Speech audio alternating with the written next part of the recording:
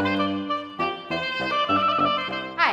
my name is Jaren Atherholt, and I am the oboe professor at the University of North Carolina School of the Arts. I am really excited to be here and to introduce you to a community of support as you navigate the instrument that is the oboe.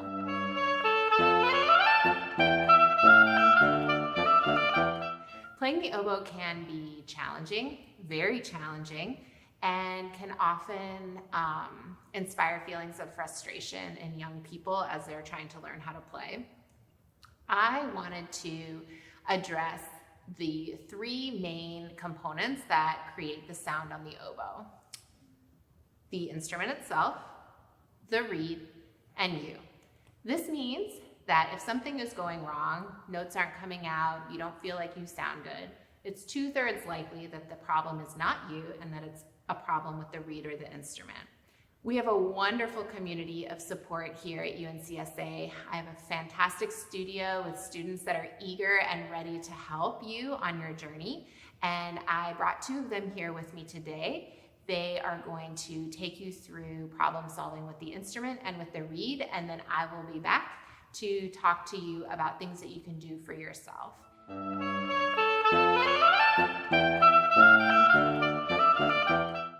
Hi, my name's Becca, and I'm a third year in undergrad. I will be showing you how to put together the oboe. It's incredibly important to know how to put it together correctly because the keys are very delicate and can be easily bent, and that will prohibit you from playing your instrument. So first, you want to take the bottom joint, make sure you hold it in between the pinky keys. Do not press on those because if you bend those, you will have to send your oboe off. And then I take the bell, make sure that your cork tendon is greased up, but not too greased up or else it will fall off while you're playing. And so you want to twist it slowly and put it on nice and easy. And then I take the top joint, take that tendon off, make sure that this cork is oiled nicely. And so I put it on my thigh, I line it up, but I don't push it in yet until I get to the side, and I press these two keys down, and I make sure to line them up. Line it up. The side that's supposed to be lined up is on the side of the right A flat key. Another thing that I also do, which is very helpful, is I have a little thumb rest that I put on, and then there, your oboe is put together. Okay, so for when you swab your oboe, take out your swab, put your oboe this way. Do not pull your swab all the way through. Pull it to about only a little bit is showing, and then you pull it back out. You can pull it through once more and then pull it back out. So another thing that is incredibly important is to check the suction of your oboe to make sure that it has no cracks. You take the top joint, you use your right hand for the top joint now. You cover 1, 2, 3, those keys, and then you cover the bottom, and you want to suck through the top.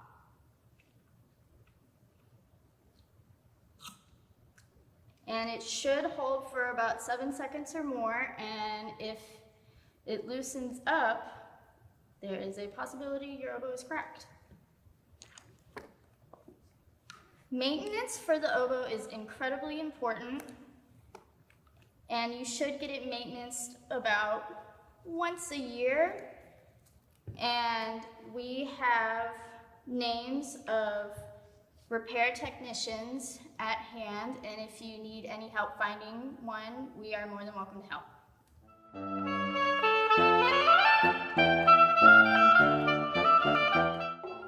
Hi, my name is Kayla Bull, and I'm a first-year master's student at UNCSA. I wanted to talk a little bit about reeds. So everybody should have a reed case. The best kind of reed cases, they have slots instead of pegs on the bottom. The reason you don't want to have pegs on the bottom is you want to make sure that you're not damaging the reeds in any way. So we like to look for reed cases that have these slots. Before you play your oboe, you're going to take the reed out of your case and you're going to dip it into what's called a reed soaker. So I have 2 different reed soakers here. This one is from the Container Store and it is leak proof, and this one is it's glass, and they also make reed soakers that attach to your stand too. So you're gonna take your reed and dip it into your water, and then you're gonna stick it back into your reed case because you don't want the reed to over soak from sitting in the water too long. So after you put your reed back in your case and let it soak for a couple minutes, if you're worried about your reed working properly, there are a couple things that you can do to test it. The first one is what we call a peep. And the next thing is called a crow, which is farther down on the reed. You put your lips down by the thread. Those are 2 different ways to test your reed. The peep is a great way to tell if your reed is responding, and the crow is a great way to check for balance and stability in your reed.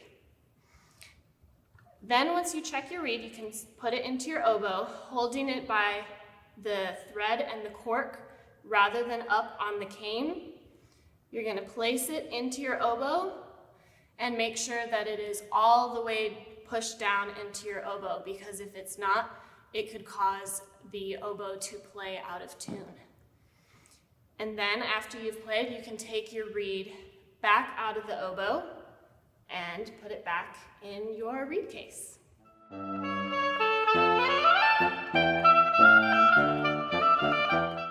I'm going to talk a little bit more in detail about what you can bring to playing the instrument.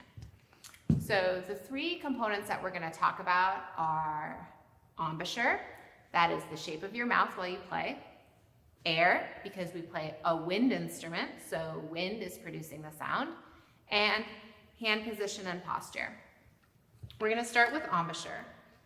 The way to learn a great oboe embouchure is you want to make a whistle shape with your mouth. Corners are in, chin is down and scooped. Many people play the oboe with kind of a smile, and that is not ideal because it'll make you play sharp and it'll make you get tired very fast.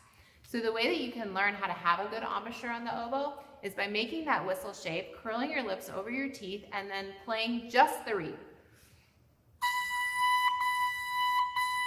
And the way you can see if you really strengthen here to hold the reed is if you can do that and let go.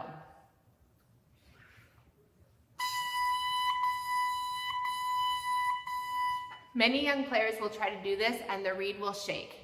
If your reed is shaking, that means that you're holding the reed too much with the upper and lower lip and not enough with your corners. So squeeze those corners in, do your lip push-ups, strengthen those lip corners, and keep practicing. When we get ready to put the reed into the oboe and make a sound, we have to take an inhale of air so that we can blow the air through the oboe. Many people talk about you want to breathe into your stomach, breathe into your stomach. I was taught this and I fully believe in it. However, it can be confusing because we don't have lungs in our stomach. But what people are meaning is that you want to breathe to the bottom of your lungs, fill up your entire body cavity with air so that you have a lot of air support to produce the sound. The opening of the oboe reed is very small, so not very much air gets through the reed, but you actually need a lot of air in order to produce the tone. The deeper you inhale, the more air you'll have to support as you're making the sound out. A good way to practice getting a nice deep inhale is to put your hand up to your mouth and inhale sharply. This will help you get that feeling of filling up your body cavity all the way around. We'll try again.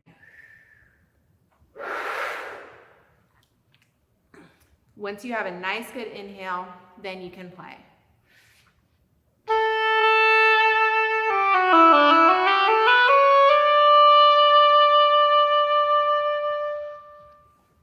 The last topic we're going to talk about is hand position and posture.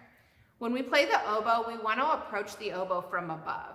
Some instruments approach from the side, but we actually approach from above. You want to have your fingers curved and relaxed and hovering over each key. We want to have the corner of your thumbnail right underneath the thumb rest. And we want the wrist to be lightly curved and gentle and natural with as little tension as possible. For the head, you don't want the head to be too far down. Many oboe players kind of play like this. We want to bring the angle of the oboe down slightly and the head up.